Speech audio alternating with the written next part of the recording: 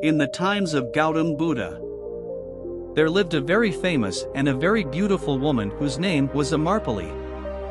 She was so beautiful that they were all golden chariots standing at the gate of her palace. Even great kings had to wait to meet her. She was a prostitute, but she had become so rich that she could purchase kingdoms. But deep down, she suffered.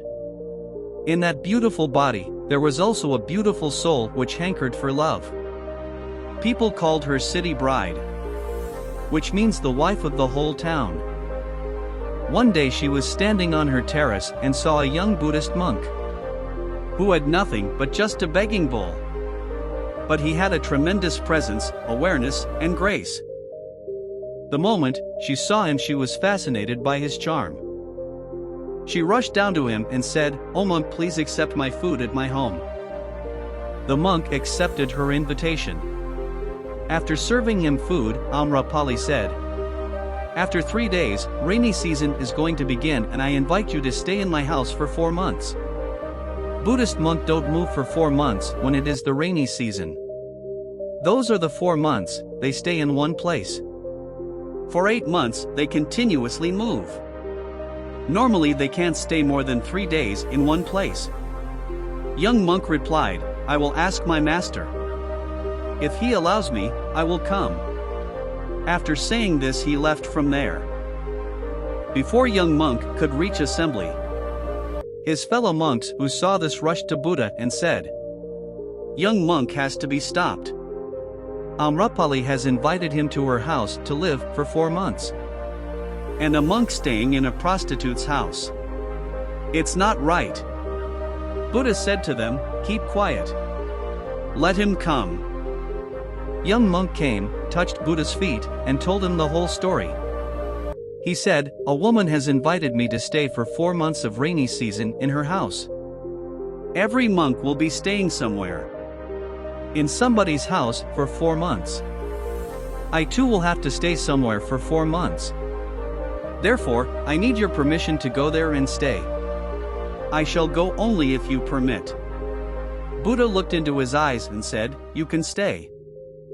It was as shocking for all the other monks. Thousands of monks who were there could not believe that Buddha has allowed a monk to stay in a prostitute's house. An old monk stood up and said, "This is not right. This man is hiding a fact. He says a woman, but in fact, Amarpali has invited him. She's not a woman, she's a prostitute." Gautama Buddha said, "I know, and because he has not used the word prostitute, I am allowing him to stay there. He has respect for her." After 3 days, young monk left to stay with Amarpali. And other monks started gossiping again. Buddha said to them, "You should keep silent. 4 months will pass and I trust my monk. I have looked into his eyes. There was no desire. If a monk's meditation is deep, then he will change prostitute. And if his meditation is not deep, then prostitute may changing him. It is now a question between meditation and physical attraction. Just wait for 4 months." Despite this, disciples thought, Buddha is trusting too much. This man is too young and Amarpali is too beautiful. He's taking an unnecessary risk. Anyways, 4 months passed. And after 4 months, a young monk came and touched Buddha's feet.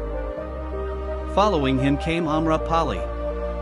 She touched Buddha's feet and said, "I tried my best to seduce this young monk, but it was all useless. Instead, he convinced me by awareness that real life is only in knowing your true self. Now, I want to give all my possessions to the commune of your monks." And it is said that later, Amarpali became one of the enlightened woman monks among Buddha's disciples.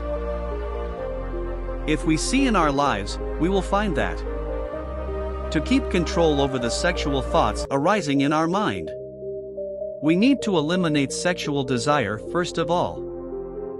But instead of eliminating sexual desire, we start satisfying our desire by indulging in it.